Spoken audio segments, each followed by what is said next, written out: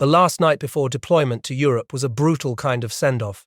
His August dame, a girlfriend as volatile as she was beautiful, had walked out on him again. He cursed her name into the empty air as he left for war. This was a personal crisis that would echo through the larger conflict.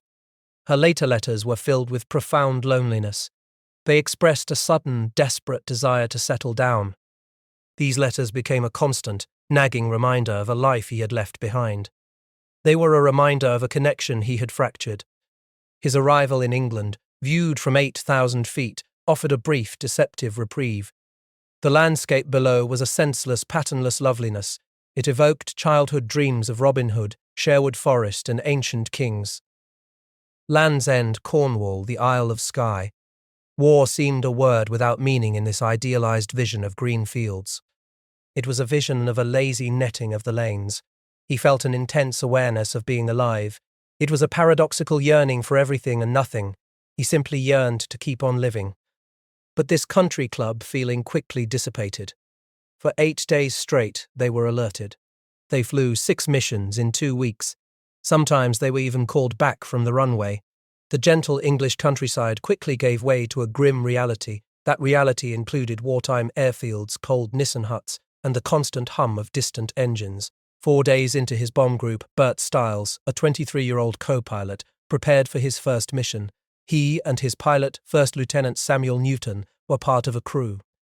Newton was a serious man who often told Stiles, "This is the big league now." The crew included the earnest bombardier Donald Byrd. It also included the precise navigator Grant Benson. There was the quiet engineer William Lewis. Gordon Beach was the sleepy bull turret gunner. Edward Sharp was the sharp-eyed tail gunner. The afternoon before, Stiles had witnessed a co-pilot in their living quarters. The man was drunk and broken. His eyes held a bright stare of death. It was a chilling manifestation of the war's psychological pressure. "That baby's got it bad," a fellow bombardier explained. "He won't last much longer. He's seen too many guys go down." In that moment, Stiles realized, "I knew right then that I didn't know much about killing." His folks lived on York Street in Denver. That was a long way from this war. The thought of bombing Germany from thousands of feet up felt abstract, distant. He thought from way up high it wouldn't mean a thing to me. Even his squadron mate, LaFrench, offered cynical remarks about the joyride ahead.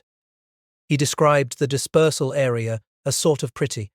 It was a strange, disorienting blend of the mundane and the monstrous. April 19th dawned with a blood-colored dawn and pretty cold stars. In the big, overgrown Nissen hut of the briefing room, the target was revealed. It was 10 500s of bombs, escorted by 47s and 51s. The equipment hut was a scene of frantic chaos. Everyone struggled into cumbersome gear. This included the electric suit, the Mae West, the flak suit, and the parachute.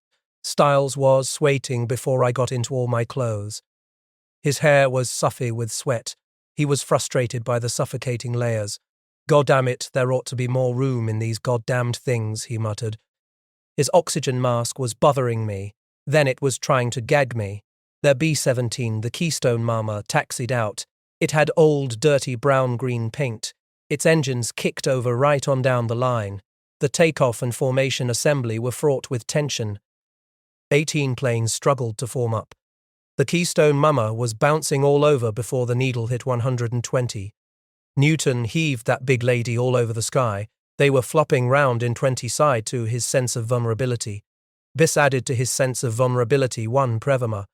At 17,000 feet, Benson's voice crackled.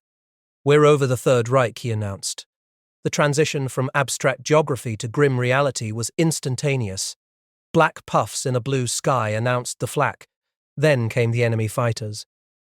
"Here they come," Byrd cried. "I don't want to die this way." His voice was laced with terror.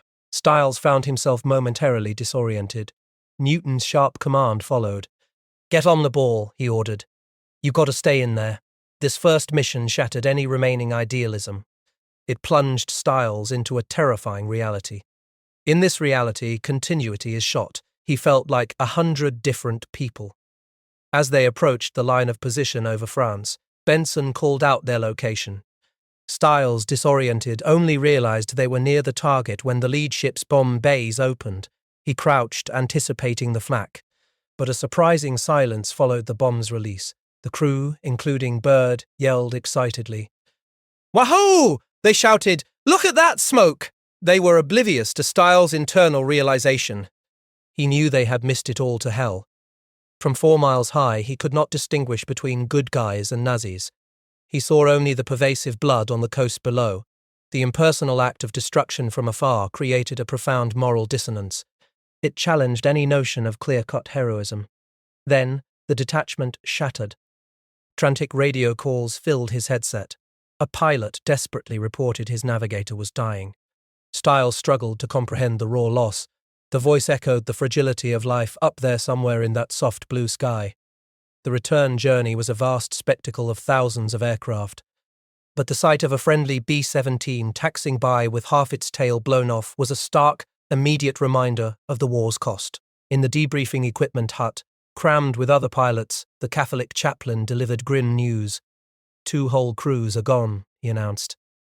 This announcement followed almost casual remarks of a milk run or joyride from Lewis and Crone. It created a profound emotional shock. Styles was particularly haunted by the loss of La French. He recalled his vibrant life, riding his bike like Seabiscuit. He contrasted it with the horrific, graphic image of him. La French was blood and little chunks of bones and meat blown all over the sky. The return to mundane barracks life after such profound loss was a deep emotional shock. Life off-duty became a mix of routine and a desperate yearning for connection. The co-pilot's room, shared by Styles and Sam, was a repository of their lives. It held a Corona typewriter, rough sacks, a Varga calendar, and a Brooklyn Dodgers cap. There were also personal mementos. At the Silver Moon Bar, Styles and bartender Joe concocted witch's madness cocktails. They were strong enough to fix them up for a long, rugged evening. Amidst this, Styles harbored a profound search for love. It was a lonely game he called an endless quest. He sought out August, a woman with the prettiest green eyes in this town. Her presence cut him like a knife. She was a symbol of all the connections he yearned for.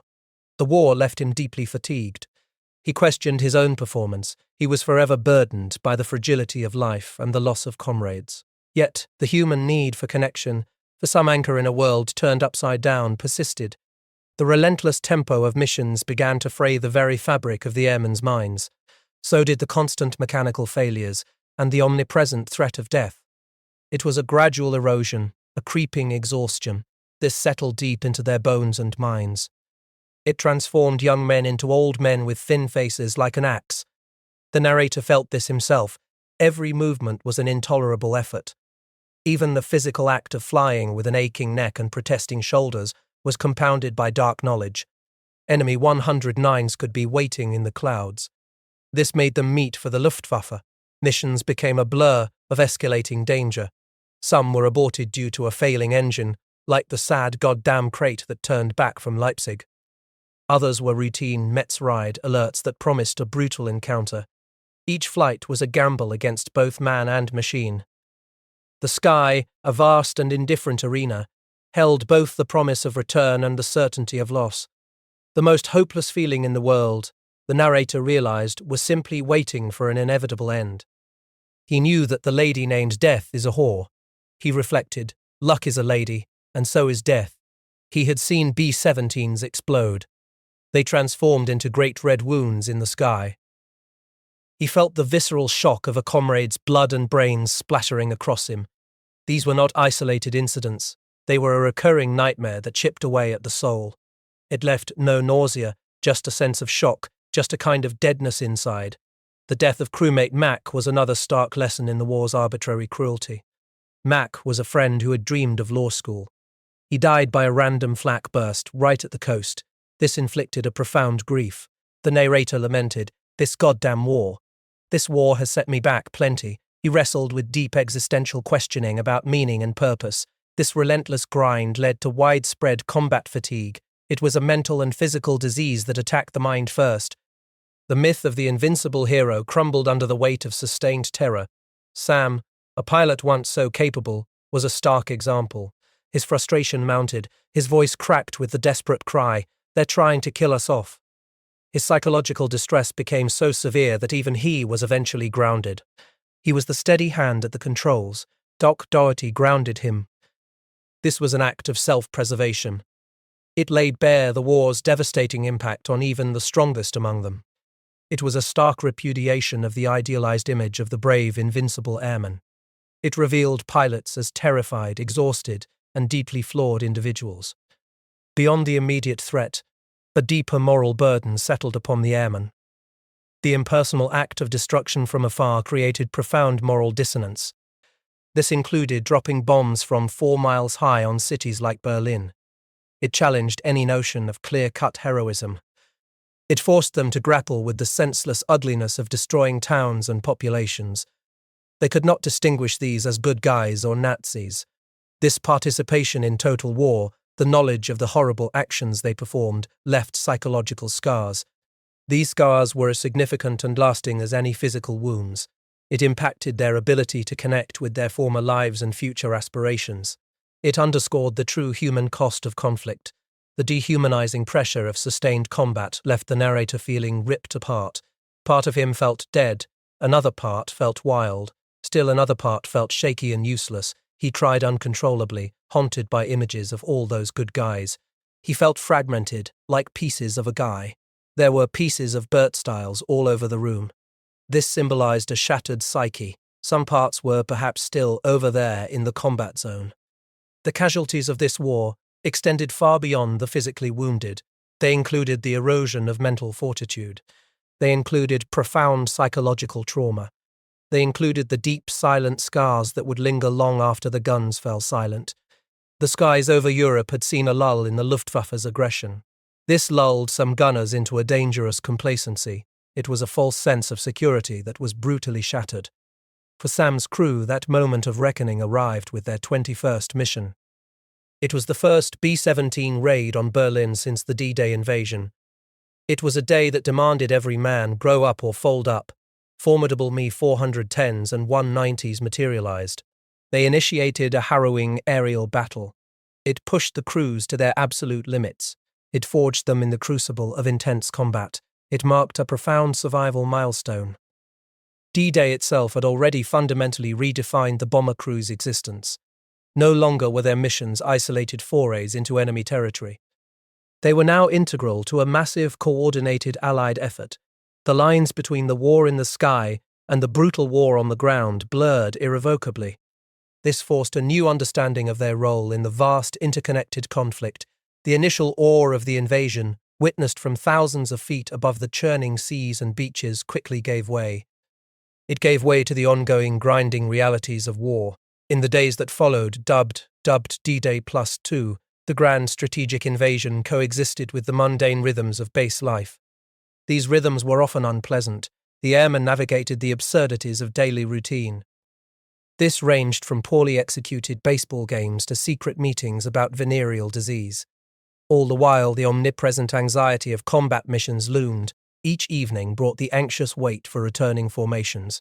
The distant drone of engines slowly grew into a heavy roar. Red Cross girls counted each plane home.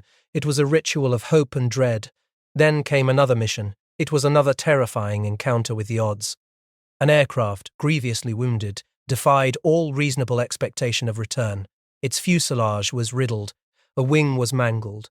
It was a ghost of a plane, yet it descended through the clouds. Pilot Green, with an almost supernatural calm, swung the crippled fort around. He cut its engines as it touched down on the runway. Miraculously, despite its extensive injuries, the bomber had not lost a drop of gas, nor had it erupted in a fiery explosion upon impact. This was the Lady of the Luck in her most potent form. It was a visceral, undeniable testament to survival against impossible odds. On the ground, the raw realization of what they had endured crashed down. The narrator felt an immense, almost primal relief at being home. He longed simply to shed his shoes and feel the solid earth beneath his feet. Crew Chief Jerry's immediate practical inquiry grounded the surreal experience. He asked about the fate of the other wing. It was a stark reminder of the broader, continuous attrition. The cumulative weight of combat, the relentless terror, and the losses brought the narrator to a breaking point. All those good guys were shot to hell, captured, or vanished. This overwhelming experience of survival was a defiance of the profound destruction surrounding them. It underscored the resilience of the human spirit. Yet it left behind a shattered psyche. Pieces of self seemed scattered across the combat zone.